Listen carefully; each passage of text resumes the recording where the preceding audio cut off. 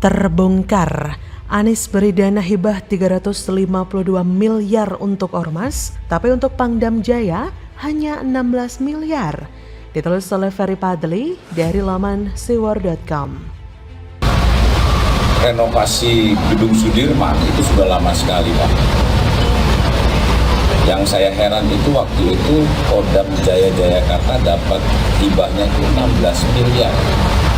Sementara Lakespra 84 miliar, Kostrad 52 miliar, Kopassus 48 miliar, Mabesat saja dapat 43 miliar. Saya bilang, itu mitranya gubernur, itu Pangdam sama Kapolda. Kalau terjadi sesuatu di Jakarta, yang berangkat duluan pasti Polda dan Kodam Jaya. Memang bahwa pemberian dana hibah itu yang menjadi kewenangan DPRD, cuman persoalannya kan di publik ini kemudian jumlah itu yang seringkali menjadi masalah dan sampai hari ini kan belum ada audit itu misalnya terhadap penggunaan anggaran hibah sebelumnya. Itu saja. Ini kan dua hal yang menurut saya, satu persoalan di aspek transparansi, atau seharusnya transparan seperti apa dan bagaimana apa yang dijelaskan oleh Pak Sarip, yang publik akan memahami bahwa itu yang sesungguhnya terjadi misalnya. Nah itu yang menurut transparansi itu. Yang kedua adalah persoalan akuntabilitas publik. Bagaimana anggaran itu karena berasal dari APBD yang bersumber dari uang masyarakat, uang rakyat, kira-kira begitunya. Sehingga masyarakat membutuhkan pertanggungjawaban ini seperti apa. Nah itu yang sampai ini yang terakhir ya tentu dalam sisi pengelolaan. Akhirnya yang dilakukan adalah membangun pencitraan dengan mengucurkan dana hibah ke ormas-ormas supaya mereka mendukung dan menjaga nama baiknya. Dana hibah untuk ormas dikucurkan Anies setiap tahun selalu naik. Tahun 2018 dana ormas yang dikucurkan berjumlah 1,88 triliun rupiah. Tahun 2019 naik jadi 2,75 triliun rupiah. Dan tahun ini dianggarkan 2,84 triliun rupiah.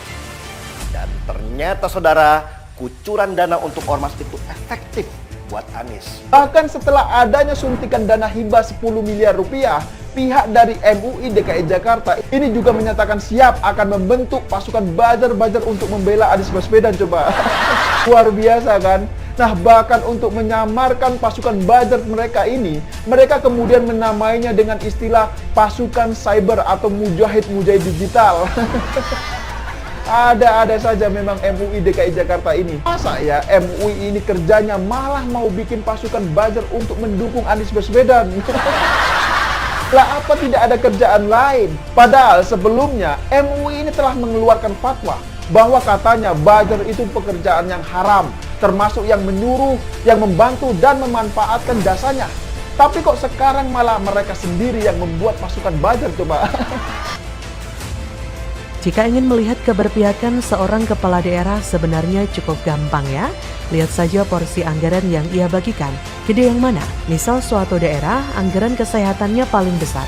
Berarti kepedulian kepala daerah di daerah tersebut terhadap kesehatan masyarakatnya sangatlah tinggi.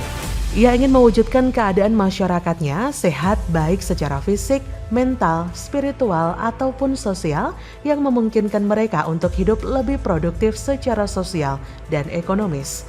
Lantas bagaimana keberpihakan seorang Anies Baswedan di saat ia menjadi gubernur DKI dilihat dari anggaran yang ia bagi-bagikan? Tidak kepada rakyat miskin, tidak kepada penanggulangan banjir, tidak kepada pertahanan dan keamanan, tapi kepada ormas. Bayangkan saja dana hibah tahun anggaran 2020 yang ia kucurkan untuk ormas yang ada di DKI mencapai 352 miliar rupiah. Gila! Lantas, apa sih tujuan Wan Anies bagi-bagi duit yang berasal dari pajak yang dibayarkan rakyat untuk ormas tersebut? Katanya sih untuk menghadirkan persatuan dan kerukunan umat beragama di DKI Jakarta. Itu katanya, tapi faktanya tidak demikian. Lantas bagaimana fakta yang sebenarnya? Pertama, sebagai balas jasa. Sebagaimana kita ketahui bahwa terpilihnya Anies menjadi Gubernur DKI 2017 tidak lepas dari jasa para ormas seperti FPI yang kini sudah dibubarkan pemerintah, HTI yang juga sudah dibubarkan, Bank Japar, MUI, hingga Bamus Betawi. Nah, karena Ormas sudah memenangkannya, ketika ia terpilih jadi gubernur, saatnya Anies balas jasa dengan bagi-bagi anggaran. Fakta kedua adalah karena takut sama Ormas. Belajar dari pengalaman gubernur sebelumnya, Ahok yang memangkas dana untuk Ormas lantaran rawan diselewengkan dan hanya dinikmati oleh elit mereka saja, mantan Bupati Belitung Timur itu didemo habis-habisan oleh Ormas. Ia juga dijadikan musuh oleh Ormas yang ada di DKI. Anies gak punya nyali seperti itu. Atau dengan kata lain, ia takut kalau sampai didemo serta diancam oleh Ormas. Untuk itulah supaya Ormas yang ada di DKI tidak merecoki dirinya, mereka mesti dibuat sekenyang-kenyangnya pakai dana APBD DKI. Dan ketiga, untuk mendapatkan dukungan politik. Nah, sudah jadi rahasia umum ya kalau cita-cita Anies itu sebenarnya bukan jadi gubernur DKI tapi jadi presiden. Terbukti pada 2013 silam, ia ikutan konvensi Capres Demokrat. Nah, supaya cita-citanya tersebut terwujud, tentu harus dong mendapatkan dukungan. Celaka 12.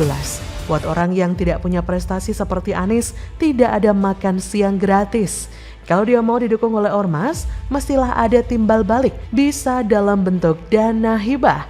Manfaat mengucurkan dana hibah yang gede untuk Ormas itu pun langsung dirasakan oleh Anies. Seperti ia dibela mati-matian oleh FPI. Bahkan nih, Juni 2022 lalu, muncullah FPI Reborn yang mendukung rencana pencapresan Anies. Kemudian, Anies juga dibela oleh Bamus Betawi. Sampai-sampai wakil ketua Ormas itu, Rahmat HS, pernah mengatakan banjir terjadi di DKI Jakarta hanya datang pas hari libur saja. Yang mana itu berkat doa Gubernur Soleh Anies. Kalau bukan karena doa Anies, banjir bakal tetap terjadi pada Senin, Selasa, Rabu, Kamis, dan Jumat. Hingga Rahmat meminta kepada anggota DPRD DKI untuk tidak usah sentimen kepada kinerja Anies, lantaran Anies merupakan calon pemimpin bangsa. Ya begitulah kura-kura kalau orang sudah dicekoki anggaran, persis seperti orang yang dicekoki Amer, pikirannya jadi nggak sehat lagi. Masa banjir datang milih hari? Kemudian Anies juga dibela oleh Bang Japar. Kelompok ini juga mengklaim mewakili masyarakat Betawi, meskipun ketuanya Faira Idris bukan orang Betawi. Lucunya, Faira Idris ini kan juga menjabat sebagai Ketua Gerakan Nasional Anti Miras atau GENAM yang getol banget menyuarakan penolakan kepada miras. Tapi ketika Anies tidak kunjung menjual saham bir, ia nggak berani itu mengkritik gubernur idolanya itu. Nah, terakhir, Anies dibela oleh MUI DKI. Ormas keagamaan itu sudah kayak buzzer RP saja pasca dapat dana hibah dari Pemprov DKI. Mereka terang-terangan bikin cyber army untuk membela Anies di medsos. Agak lucu memang karena seperti dilansir dari Wikipedia, tugas MUI kan membimbing, membina, dan mengayomi umat Islam. MUI DKI malah jadi buzzerwan Anies. Dan mirisnya di tengah-tengah anggaran untuk ormas yang mencapai ratusan miliar rupiah itu, ternyata dana hibah untuk Kodam Jaya di era Anies sedikit banget, yaitu cuma 16 miliar. Hal ini seperti yang diungkapkan oleh mantan Pangdam Jaya yang kini menjadi KSAD, Dudung Abdurrahman. Ia berkata, memang waktu saya Pangdam Jaya saya pernah sampaikan gubernur waktu itu. Renovasi Gedung Sudirman itu sudah lama sekali, yang saya heran waktu itu Kodam Jaya Jayakarta itu dapat hibahnya 16 miliar. Padahal Kodam Jaya selalu berada di depan ketika terjadi sesuatu di DKI seperti banjir. Di samping itu, Kodam Jaya kan tugasnya menjaga keamanan serta stabilitas DKI Jakarta yang merupakan gerbangnya Republik Indonesia, termasuk mengamankan Jakarta dari ancaman kelompok radikal. Artinya tidak hanya sekedar operasi militer belaka, malah dapat dana hibah termasuk yang paling kecil. Lantas apa yang menjadi alasan anggaran untuk Kodam Jaya itu sedikit? Lagi-lagi karena persoalan politik. Pertama, TNI kan nggak boleh ikutan pemilu, sehingga tidak bisa dijadikan basis massa atau pendukungnya oleh Anies. Kedua, Kodam Jaya kontra terhadap kelompok radikal seperti pendukung Anies yaitu FPI.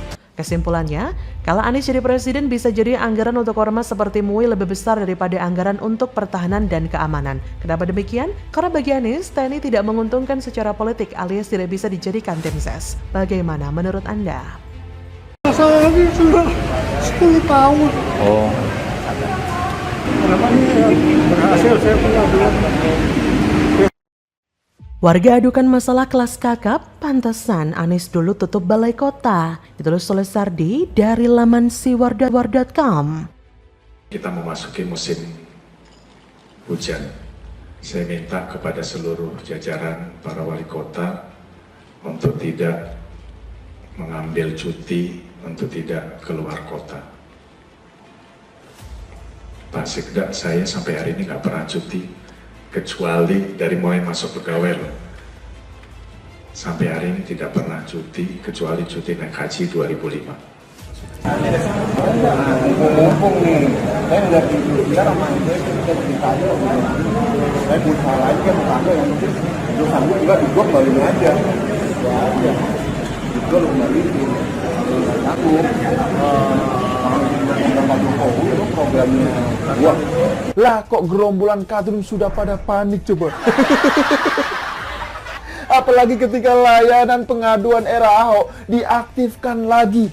Entah kenapa ya, ketika layanan pengaduan masyarakat di era Ahok mulai diaktifkan, tiba-tiba banyak sekali kadrun dan oposisi yang emosi coba. Pendukung Anies banyak yang nyinyir ketika PJ Gubernur DKI Heru Budi Hartono membuka kembali posko pengaduan di Balai Kota. Mereka bilang ngapain buka aduan warga, padahal kan sudah ada aplikasi Jaki. Jakarta dibilang kembali ke zaman primitif, ada aplikasi tapi tidak dimanfaatkan. Sebelum saya komentar ini, marilah kita bicara soal latar belakangnya. Pada hari pertama, ada beberapa warga yang datang mengadukan masalah, dan masalah yang mereka keluhkan termasuk kelas kakap loh. Salah satunya adalah warga Bambu Apus yang mengadukan dirinya dimintai uang dan merasa diperlakukan tidak profesional. Ia mengaku dimintai uang dengan variasi yang berbeda, mulai dari 150 juta rupiah hingga 2,5% dari harga total harga tanah oleh oknum di salah satu unit pelaksana teknis di Dinas Pertamanan dan Hutan Kota DKI Jakarta. Ia sudah melaporkan masalah ini secara langsung ataupun berbasis elektronik, tapi nggak ada perkembangan sejak diadukan pada 2019.